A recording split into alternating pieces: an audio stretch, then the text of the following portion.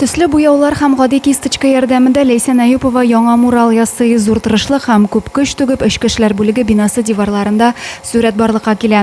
10 чиләк буяу белән 10 көн эчендә искиткеч тирән мәгънәле мурал ясаган ул. Һәрвакыт сакта торучы полиция хезмәткәренең катлаулы һәм җаваплы хезмәтен күрсәтергә тырышкан. На заднем фоне изображена у него кардиограмма.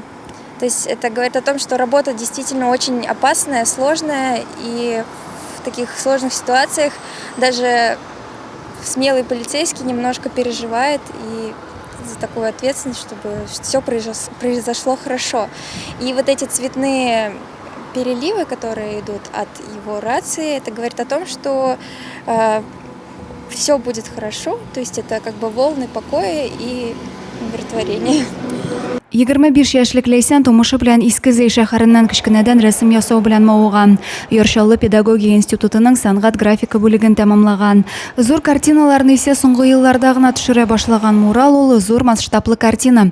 Урам шартларында эшләгәндә төрле авырлыклар да килеп чыга ди Ләйсән. В первую очередь очень сложно рисовать на таких масштабах, в таких уличных условиях. Все зависит от погоды еще. То есть очень сложно. Картину можно дома просто в покое, в тепле рисовать. Зәйнең юбилейына дип ясалган Җиңү проспекты 26-нчы йорты фасадындагы муралда яшь рәссамның иҗат җимеше. Гаилә кыйммәтләрен чагылдырган рәсемне зәйлеләр дә бик теләп кабул итте. Адилә Борханова, Денис Сипатов, Максим Майоров, Зәй хәбәрләре.